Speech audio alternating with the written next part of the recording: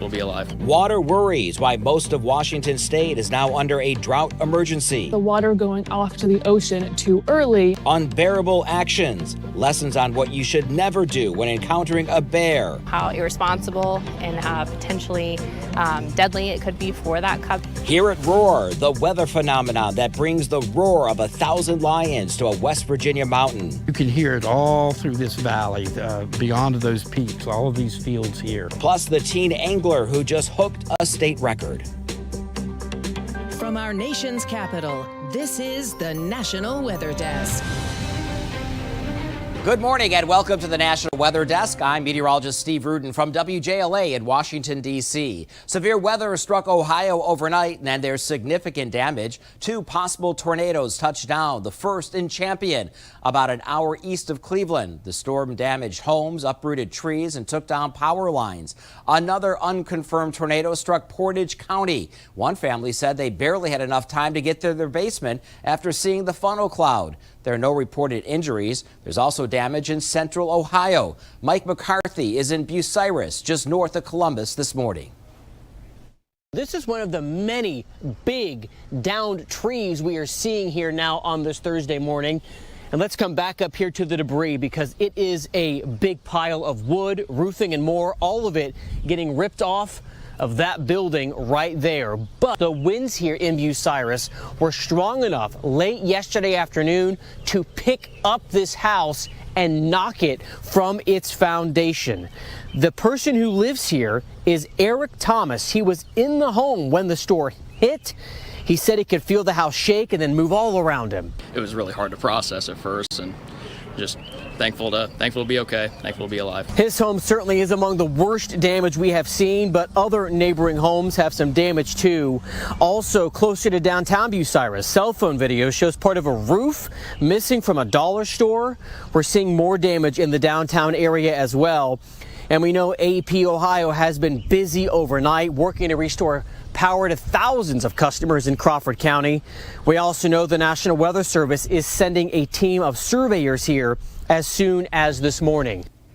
Severe weather risk returns today. The greatest threat, areas shaded in orange. That includes St. Louis, Evansville, Indiana, and southern Illinois. The Storm Prediction Center puts the threat at a 3 out of 5 for a possible tornado, damaging winds and hail. There's also a wider threat that extends from Texas to the Ohio Valley.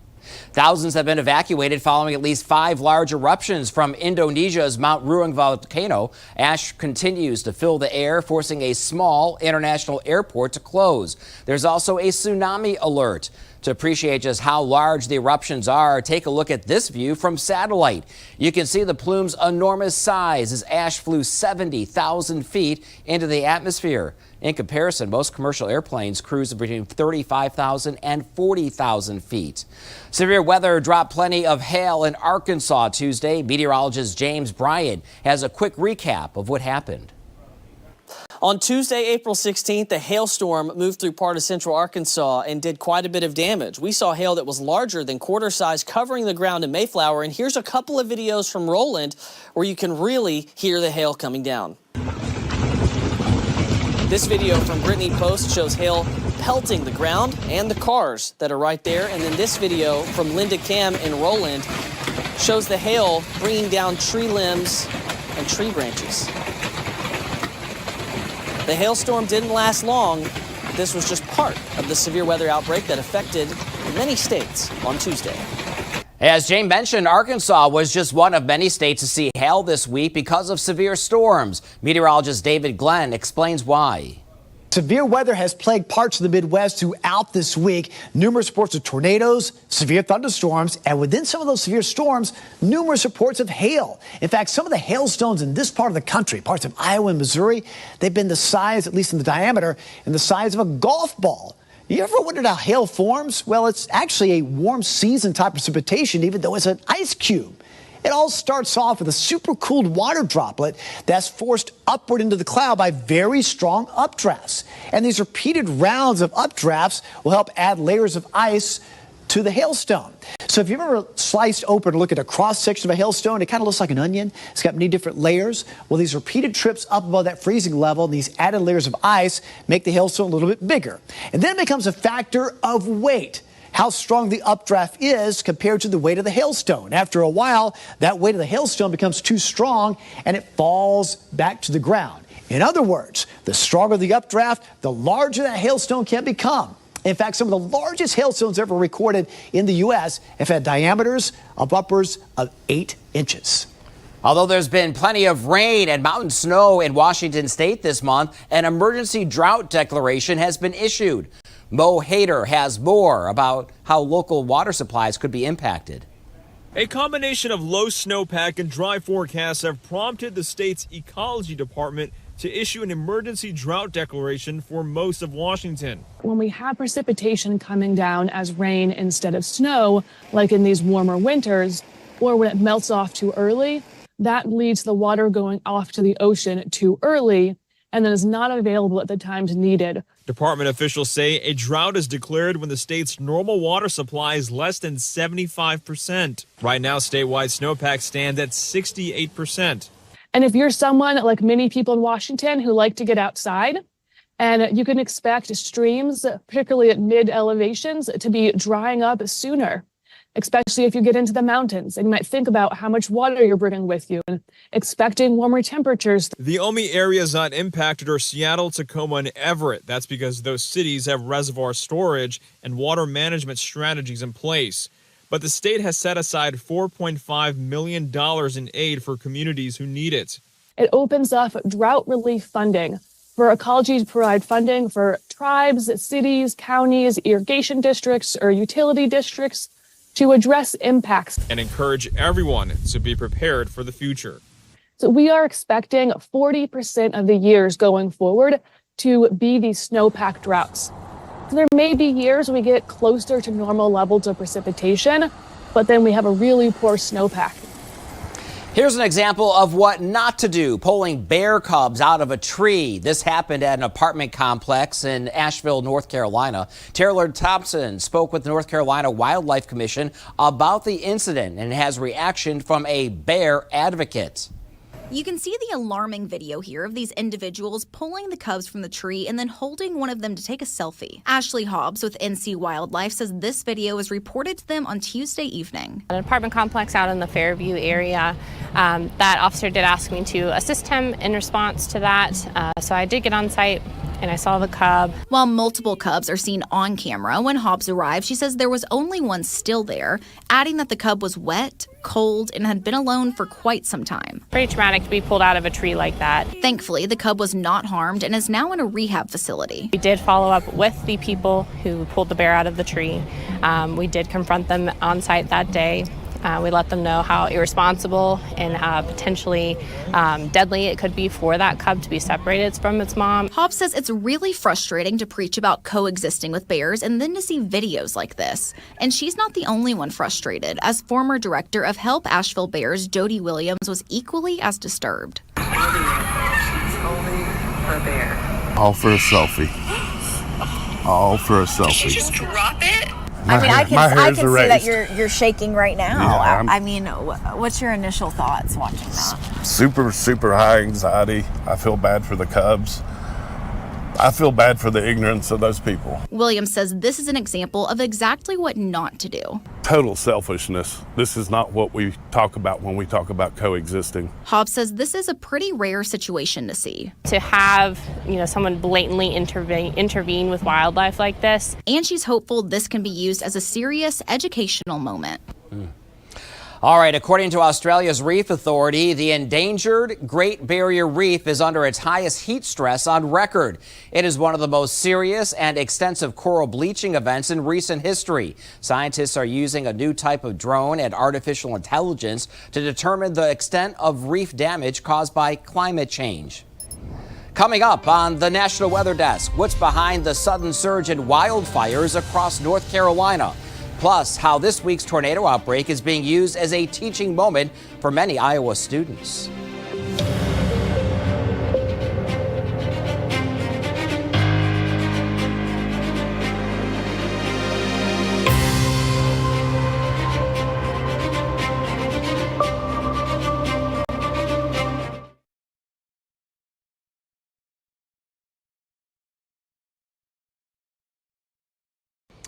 I'm meteorologist Charlie Lopresti with Look at the Northeast. There are no big storms in the forecast in the Northeast, but we're tracking a few rounds of showers. First one this morning. Here we are, 7 a.m. A line is running from northern New York all the way down through southern New England. This should peter out during the course of the afternoon, but notice there will be at least a chance for showers into and throughout the afternoon. Our next round is this feature right here that moves into the area on Friday. That's 2:30 in the afternoon. It should arrive in New England for Friday night and extending into very early Saturday. I'm meteorologist Jasmine Lomax with a look at the Mid-Atlantic region. We'll start off with a few showers moving out of the area and looks much better by the afternoon. However, another weather maker is going to lead to showers on Friday, and that's how we start the day. The rain will continue into the afternoon. High temperatures will reach the 40s through the 80s. Then overnight we'll start to get cooler, dropping to the 40s, 50s, and 60s. Good Thursday morning. I'm meteorologist Michael Ehrenberg with a look at your southeast regional forecast. We are looking at a mix of clouds and sunshine through parts of the southeast, but it will be mostly sunny from Virginia through south of North Carolina. Clouds, but little rain moving through parts of Georgia, Alabama, and Mississippi. There will be some showers near the Mississippi River Valley at the Arkansas line, and a line of storms probably heading into western sections of Tennessee and also northern sections of Virginia late in the day. Highs 80s to near 90.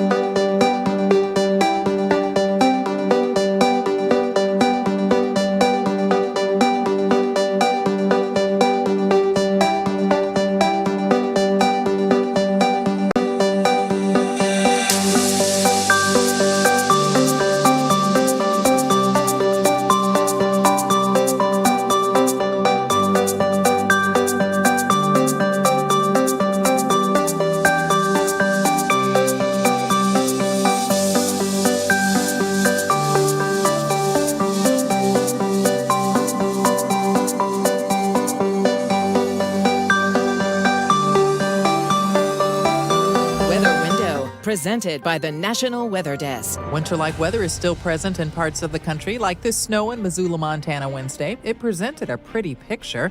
Sheridan, Wyoming also graced with snow. Meanwhile, near Little Rock, hail that resembled a little rock. This piece fell during Tuesday's severe storms. And we end with a bird's eye view of vibrant tulips at Hershey Gardens in Pennsylvania. For more content like this, like the National Weather Desk on Facebook. Last year, North Carolina saw a big increase in acreage burned by wildfires. Rex Hodge looks into the numbers, what's behind the surge in fires, and explains what experts can do to prevent them. Ruthie Edwards says there were more than 5,300 wildfires in North Carolina in 2023, drought conditions contributing to that number. She's the district forester representing 7 western counties. She's aware of the study by HouseFresh, a publication that watches indoor air quality. It finds North Carolina to have the second biggest increase in wildfire acres burned last year, second only to California. It says in 2022, wildfires burned more than 11,000 acres in North Carolina, but more than 70,000 acres last year, a jump of 529%. Edwards says the Forest Service can't validate those figures, but is in agreement it's human activity causing most of them. 99%, says the Forest Service. Careless debris burning being the biggest culprit. She advises more diligence. Keeping piles small and not tall, which is sort of one of our little lines, to contact your local county ranger to get guidance on whether it's a good day to burn or not, to not burn piles when it's dry and windy. Edwards says a permit should be obtained also before burning debris, available through the Forest Service online or from local fire departments. An Ohio teenager is making waves. She just hooked the state record for the biggest bluefish caught on record. Adam Clements catches up with the teen about her record-setting catch. It's a line we've all heard 1,000 times. I caught a fish this big. Except in the case of 15-year-old Jaylyn Parker, this is no tall tale. You see, Jaylyn's been fishing for as long as she can remember. But what happened on Sunday, April 7th, on the backwaters of New Richmond, she never could have expected. I picked up the jug and I started pulling on it, and he tugged once real hard. And I was like, this might be a pretty good fish. He was yanking on me, my hands were getting caught in the line. And then I finally got all of the debris untangled from the line, and I pulled him up, and he just rolled to his side, and I started screaming. I was like, this is a big fish, this is a big fish. Jalen's mom, Kristen, was also there to see it all. And then they brought it over, and I had to help them, lift it, and I'm like, oh my gosh. So right away, we knew that it was probably a state record, so we called the Ohio Division of Wildlife. A fish like this, if it is a state record, you have to get it certified on an auditor scale. So just how big was this big fish? He was 56.5 inches long, and he was 39.5 girth. And he weighed? And he weighed 101.11. Here we go, releasing the Ohio State Record Blue Cat.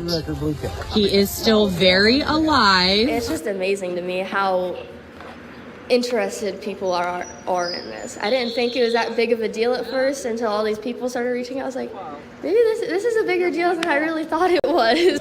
I mean, this is what she loves to do, so I'm just super excited for her. Lions roar, but have you ever heard of a mountain doing the same? A weather phenomenon can make it just appear so. The 52-mile-long Peters Mountain in West Virginia is where you need to go to check it out. Meteorologist Brandon Stover explains. We hiked to the top of Peters Mountain with David Sybray, who's researched this unusual phenomenon. Well, I've never heard it, but I'm told that it sounds like the roar of 1,000 lions. You can hear it all through this valley, beyond those peaks, all of these fields here. The people who live in those areas know this sound. While a few believe this roar is supernatural, there's a more likely cause. As near as I can tell, it happens almost all year round whenever there's some sort of weather event happening or on its way. Sybray appears to be describing what's called a low-level jet. It's a fast ribbon of wind in the lower atmosphere that pushes moisture and warmth northward out ahead of strong fronts. Many of our weather systems arrive from the west, and the wind oftentimes will precede the actual weather change. Since this stronger wind is usually out of the southeast, Peters Mountain, a southwest to northeast-oriented range, is a perfect candidate for strong winds to especially zip up and over these rocks and trees.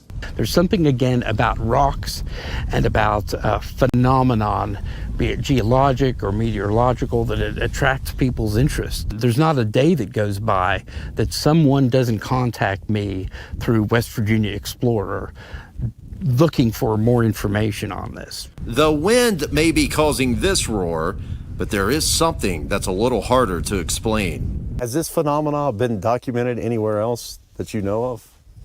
I'm not aware of that. I've been looking out for that kind of information, and certainly somewhere there's a meteorologist or there's a professor somewhere who has studied this kind of phenomenon, but I've never heard of it happening anywhere else, which is why it's I think why so many people talk about it. It's that strange. It's a big weekend coming up for the world of motorsports. Meteorologist Brandon Lawson gives us the weather forecast for some of the big races. Race fans, we are going to Talladega this weekend, one of my favorite tracks growing up, and still is my favorite track. I love super speedway racing, the bump drafting, the colliding, even the big wrecks. It's a lot of excitement, and unfortunately, I'm not a favorite of the forecast for this weekend. We've got some scattered showers and even some thunderstorms to track for Friday. Temperatures will be warm, it'll be muggy. That'll build up a few storms for the day. So the ARCA Series qualifying on Friday, as well as the Xfinity Series qualifying. A lot of campers going to be out. Just be careful with the thunderstorms and also with the heat and humidity. Want to drink plenty of water and duck inside if you hear that thunder roar. Now on Saturday, we're looking at more isolated storms. Temperatures will be a little bit cooler. I will say more clouds Saturday could limit some of the storms from forming, and with isolated storms with a track this big, you can get a storm in turn 4 and the rest of the track be dry, and that kind of helps NASCAR drive the track through the day. So just a heads up there. I think we could get at least one of these two races in, the ARCA race or the Xfinity race in on Saturday, but there could be some delays. Be prepared for that. Sunday, I do expect delays. There's going to be more widespread rain. We've got more moisture going to be pulled up out of the Gulf of Mexico for Sunday, and an area of low pressure moving in. More prominent for Sunday is going to be those rain showers and thunderstorms, so just be ready for that. Could expect some delays. maybe even a postponement of the race for Sunday as well. Unfortunately, not the best forecast for Talladega this weekend, but it could change. Keep your hopes up. And again, if you hear any thunder roar this weekend, go indoors and hear any severe thunderstorm warnings or tornado warnings that could be in effect as we go into the weekend. I'm meteorologist Brand Lawson. Take care and be safe in Talladega this weekend, race fans. And now time for a short break, but first we join a group of kayakers for a trip down the beautiful Ohio River.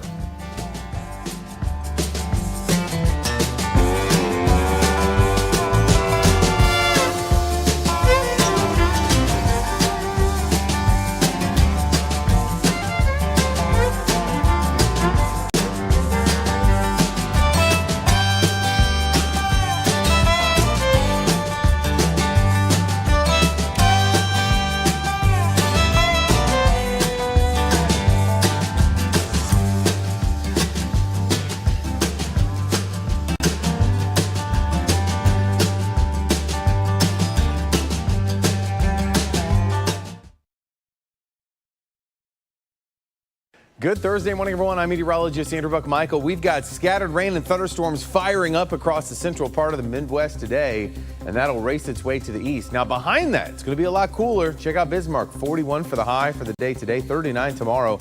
That rain shifts its way into the Ohio Valley overnight tonight into your Friday morning and racing out quickly, and that's going to leave all of us dry heading into the start of the weekend on Saturday. Definitely some cool temperatures, though, 50s and 40s all across the Midwest. Good Thursday morning to you. Meteorologist Chris Succi. Look at our forecast across the region today, and we'll be on the lookout for a few strong to perhaps a severe thunderstorms stretching from San Antonio, Austin, Dallas up into Little Rock and Shreveport, especially as we head through the evening hours.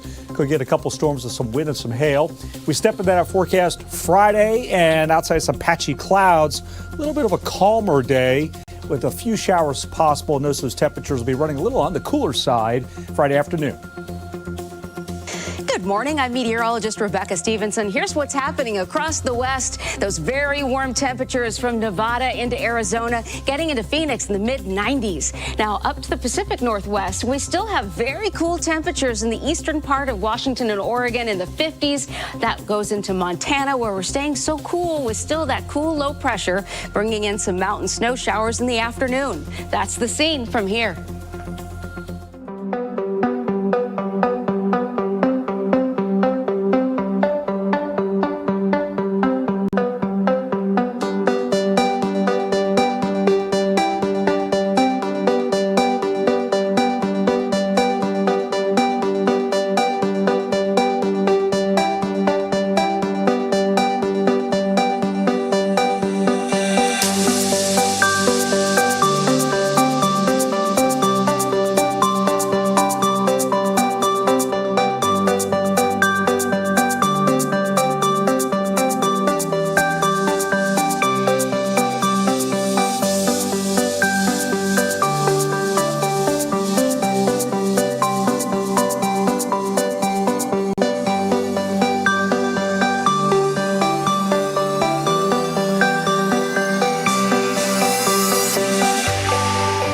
Watching the National Weather Desk. Many in Iowa are still cleaning up following severe weather earlier this week. As residents pick up the pieces, students from a local school district are also giving back. John Redfield has more. Around 200 students from New London School District came out to help not only assisting their neighbors, but gaining essential life skills. It's always good whenever you can give back to your community. That's the one thing that I love about New London is no matter what the need is, somebody tries to fill it. And so our school district always wants to try to give back to our community because they give us so much throughout the school year. Instead of learning math or English today, they're learning how to volunteer and help their community. I appreciate very much what our neighbors have done. The school has brought different classes out here and helped. They've cleaned up. There's a lot to be cleaned up yet, but they have done wonders. We just can't show our appreciation enough. For more weather content and the latest on severe weather, be sure to check us out on social media. You can find us on all your favorite platforms. Just search The Weather Desk, the National Weather Desk. We're back right after this.